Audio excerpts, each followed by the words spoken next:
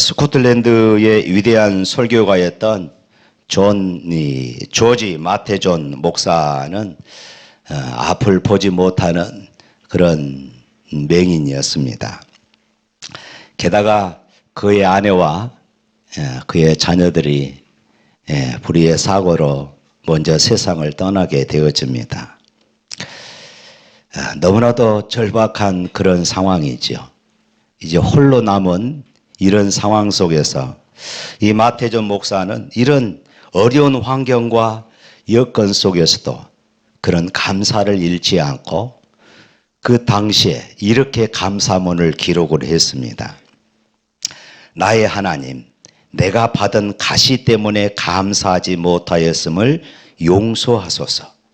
수백 번 장미 때문에 감사하였으나 가시의 은혜를 잊었습니다. 십자가의 가시를 거쳐 하늘에 올라가신 주님, 나는 나의 가시를 통하여 하늘에 올라갈 수 있음을 잊었습니다. 나에게 주신 눈물이 무지개가 됨을 깨달아 감사합니다. 나에게 주신 아픔이 천성길이 됨을 깨달아 감사합니다. 장미밭에 살지 않고 가시밭에 살게 됨을 감사합니다.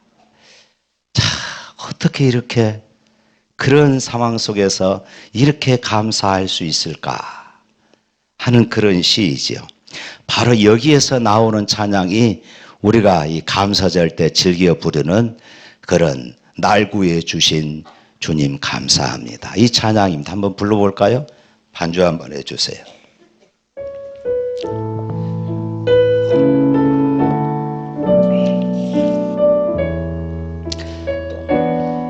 우리 3절만 부르겠습니다. 길가에 장미꽃 감사, 장미 가시도 감사, 따스한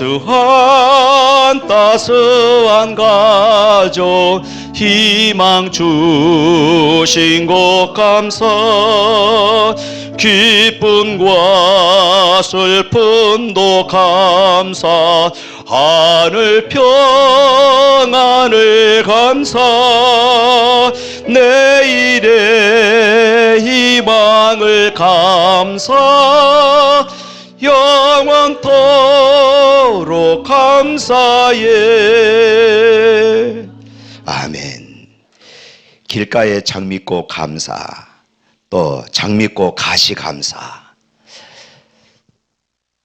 정말로 이 목사님의 이 시, 그리고 이 찬양을 들어보면은 우리 자신들을 돌이켜보면서 어떻게 내가 가시 가운데서 감사할 수 있을까 하는 이런 생각을 해봅니다.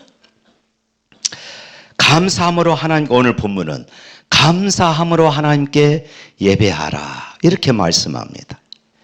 여러분들은 무엇으로 어떻게 하나님께 예배를 드리고 계십니까? 이 시편 50편은 다윗 시대의 찬양 대장이었던 이 아삽이라고 하는 분이 지었던 그런 시입니다. 이 시의 핵심은 예배입니다. 하나님께서 아름다운 세상을 창조하시고 해 돋는 데서부터 그리고 지는 데까지 택하신 당신의 백성들을 초청을 하지요. 본문 5절 말씀에 보면은 이렇게 말하고 있습니다. 다 같이 한번 읽어봅니다. 이르시되 나의 성도들을 내 앞에 모으라.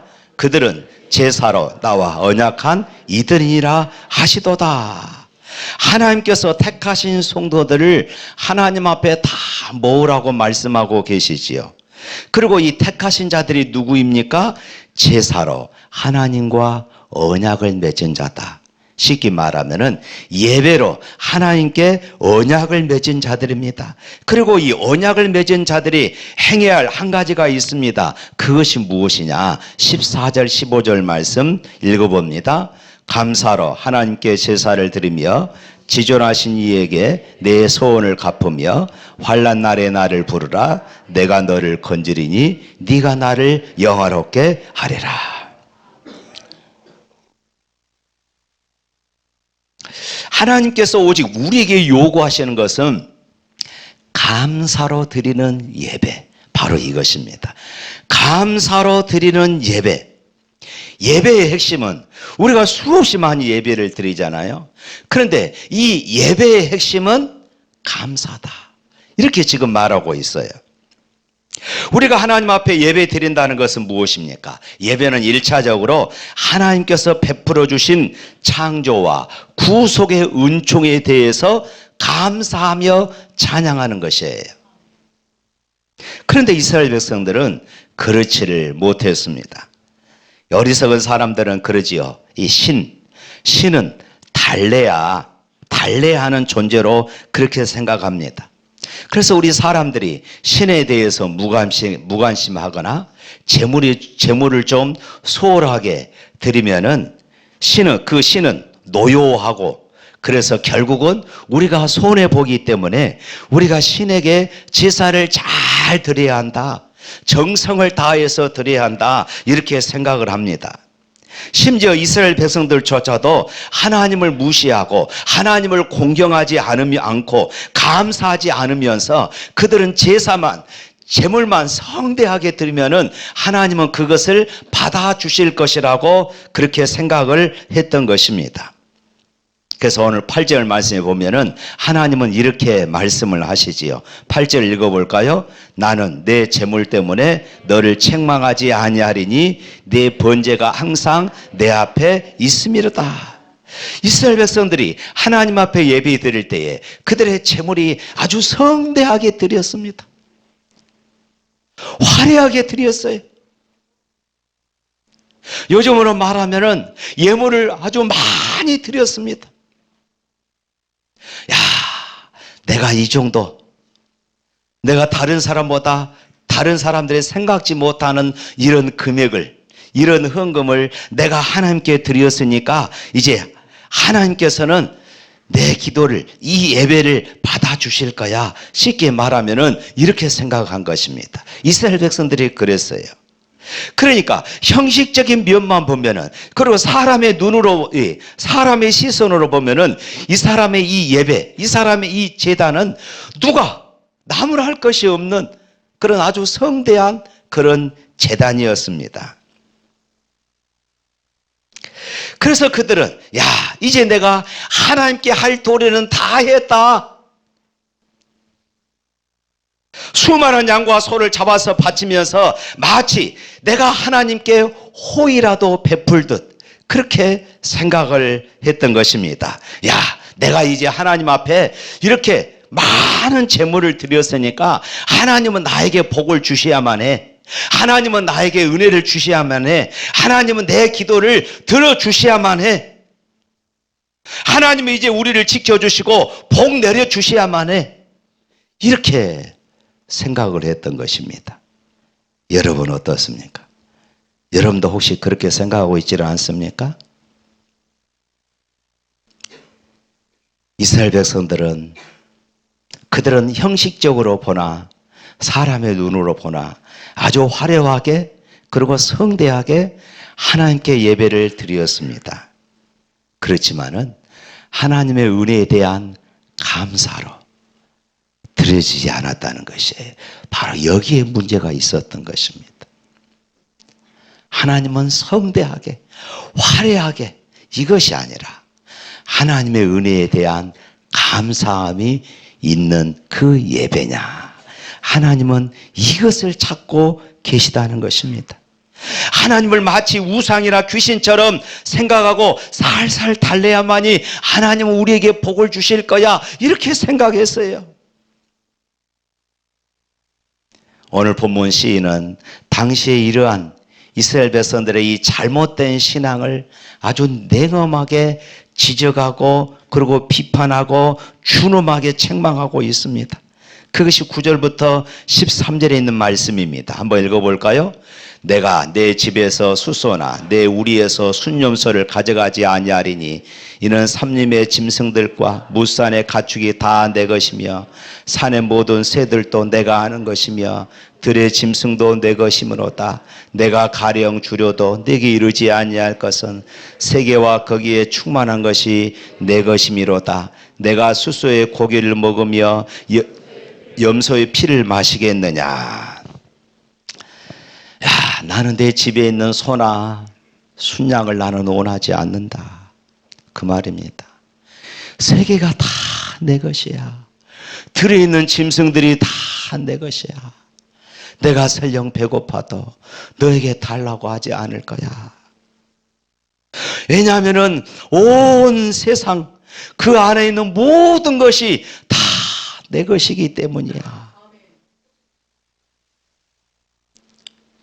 너희는 정말로 내가 숫소의 고기를 먹고 염소의 피를 마신다고 생각하느냐? 이렇게 책망을 지금 하고 있는 것이요. 이스라엘 백성들은 하나님이 정말로 피를 좋아하신다고 착각을 했습니다. 고기가 타는 연기를 좋아하신다고 생각했습니다. 사랑하는 성도 여러분, 하나님은 짐승이 죽고 피 흘리고 불이 타는 것을 좋아하시는 것이 아니라 마음 아파하셔요. 왜냐하면 구약시대에 드려지는 그 짐승, 그 피, 이 모든 것들은 예수님을 상징하기 때문에 그렇습니다. 하나님께서 양과 소의 죽음을 아파하시는 중요한 이유는 이 양과 소는 곧 예수 그리스도의 십자가 사건을 상징하고 있기 때문에 그렇습니다. 그래서 하나님은 아파하신 것이에요. 그렇다면 도대체 하나님은 예배를 통하여서 무엇을 원하시는가? 오늘 우리에게 가르쳐주고 있습니다. 하나님은 무엇을 기뻐하시는가? 어떤 사람을 기뻐하시는가? 오늘 14절과 23절 말씀에 보면 한마디로 말하면 이렇습니다. 감사로 제사하는 자, 이것입니다. 감사. 14절 한번 읽어볼까요? 14절. 감사로 하나님께 제사를 드리며 지존하신 이에게 내 소원을 갚음. 또 23절 말씀. 감사로 제사를 드리는 자가 나를 영원롭게 하나니 그의 행위를 옳게 하는 자에게 내가 하나님의 구원을 보이리라.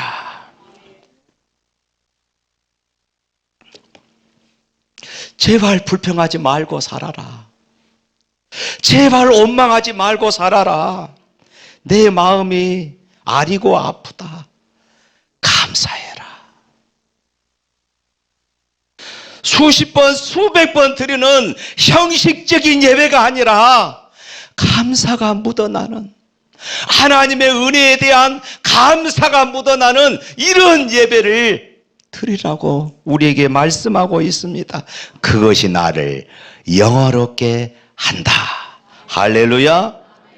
감사는 불행을 치료하고 행복을 가져다 주는 명약이 되는 것입니다. 사랑하는 성도 여러분, 감사는 우리를 하나님의 자녀로 택하여 주시고 지명하여 주시고 하나님의 자녀로 새롭게 창조해 주신 그 은총을 감사로 하나님께 영광 돌리는 것이에요. 하나님께 영광을 돌리는 것입니다. 우리를 죄악에서 건져주시고 모든 죄를 사하여 주시며 진리 안에서 우리에게 자유함을 주신 이 구속의 은총을 찬양하는 것, 이것이 바로 감사합니다. 하나님께서 인간을 창조하신 목적이 무엇입니까? 하나님을 영원롭게 하고 그를 영원토록 즐거워하는 것이다. 이렇게 말씀합니다. 그렇다면 우리가 어떻게 하나님을 영원롭게 할 수 있을까요? 오늘 읽은 23절 그렇게 말합니다. 감사로 제사를 드리는 자가 나를 영원롭게 하나니. 사랑하는 성도 여러분, 오늘 여러분이 드리는 예배 속에 감사가 있습니까? 목사님 무슨 말씀하세요? 감사거리보다도 제 삶은 불평거리가 더 많은데요. 내 삶이 이렇고 힘들고 어려운데요. 내 마음은 지금 얼마나 엉망인지 아세요? 어떻게 내가 이런 가운데 감사할 수 있겠어요? 이렇게 생각하신 분은 없습니까?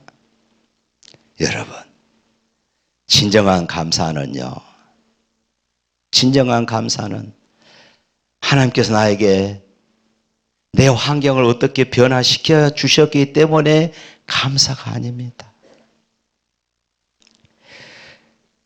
때문에, 어떤 조건 때문에 감사하면은, 이 조건이 사라지면은 감사도 사라지는 것이에요. 다시 원망이 나옵니다. 성경은 우리에게 말합니다. 그럼에도 불구하고 감사하라. 그 대표적인 사람이 하박국이잖아요. 하박국 3장 17절부터 19절 말씀 한번 읽어볼까요? 비록 무화과 나무가 무성치 못하며 포도나무에 열매가 없으며 감람나무에 소출이 없으며 밭에 먹을 것이 없으며 우리의 양이 없으며 외양간에 소가 없을지라도 나는 여호와로 말미암아 즐거워하며 나의 구원의 하나님으로 말미암아 기뻐하리로다. 아멘. 나는 여호와로 말미암아 즐거워하며 나의 구원의 하나님으로 말미암아 기뻐하리로다.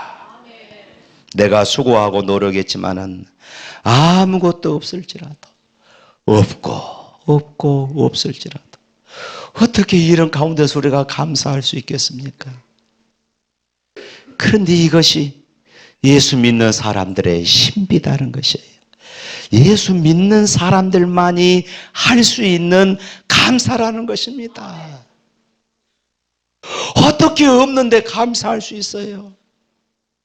이것이 예수 믿는 사람들의 비밀이라는 것입니다. 사랑하는 성도 여러분, 감사로 예배 드릴 때 주님은 우리의 소원을 들어주신다고 말씀합니다. 감사로 예배드릴 때 주님은 우리를 인정해 주신다고 말씀합니다. 감사로 예배드릴 때 주님은 환난 날에 나를 건져 주시겠다고 약속해 주고 계십니다. 할렐루야. 그 이유가 무엇입니까? 하나님은 우리를 통하여 영광을 받으시기를 기뻐하시기 때문에 그렇습니다. 우리를 통하여 하나님은 영화롭게 되기를 원하시기 때문에 그렇습니다. 하나님은 오늘 우리에게 다시 한번 이 축복의 기회를 허락하셔요. 22절 말씀 한번 읽어봅니다. 하나님을 잊어버린 너희여 이제 이를 생각하라. 그렇지 아니하면 내가 너희를 찢으리니 건질 자가 없으리라. 이것은 하나님께서 아삽을 통하여서 말씀하시는 하나님의 심정이었습니다. 하나님의 절규였어요. 하나님을 잊어버린 너희여 이제 이를 생각하라. 그렇지 않으면 내가 너희를 찢을 것이니 건질 자가 없다. 너희들은 화려하게 성대하게 그렇게 하나님께 드렸다고 하지만은 내가 그것은 기뻐하지 않은 것이야. 거기에 감사가 없었어. 이렇게 말씀하셔. 여러분, 우리가 드리는 이 예배가 아무리 화려하다 할지라도 이 예배 가운데 감사가 없으면은 하나님은 그 예배를 받지 않으셔요. 하나님을 잊어버린 너희여 이제 이를 생각하라. 우리에게 지금 이 감사절을 통하여 말씀하고 있어요. 너희 예배를 통하여 감사가 있느냐?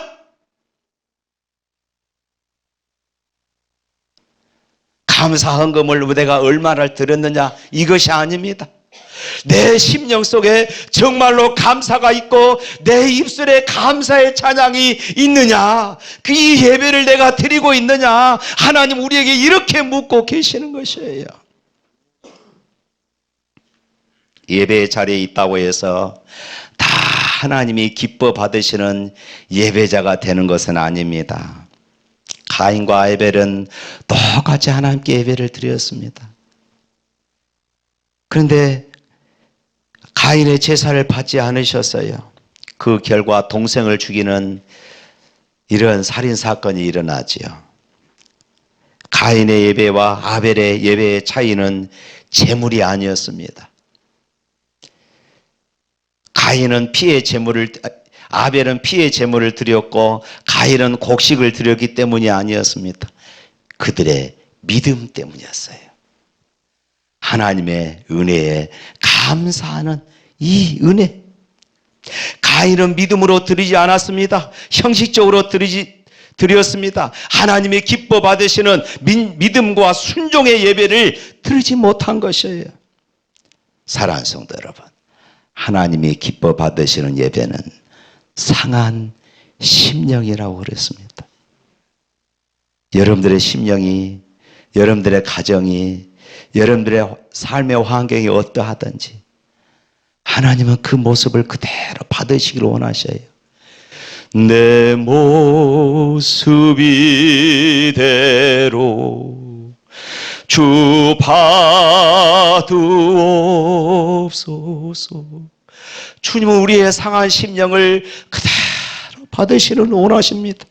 교만으로 드리는 예배, 마음의 중심이 하나님께 있지 않는 이 예배, 하나님은 거절하시는 것이에요. 감사가 왜 우리의 삶의 기적과 행복을 만들어 줄까요? 예배를 통하여 하나님이 진정 나의 하나님이 되시기 때문에 그렇습니다. 우리 7절 말씀 한번 읽어볼까요? 내 백성아 들을지어다. 내가 말하리라. 이스라엘아 내가 내게 증언하리라. 나는 하나님 곧 네 하나님이로다. 하나님이 나의 하나님이십니다. 하나님이 나의 하나님이셔요.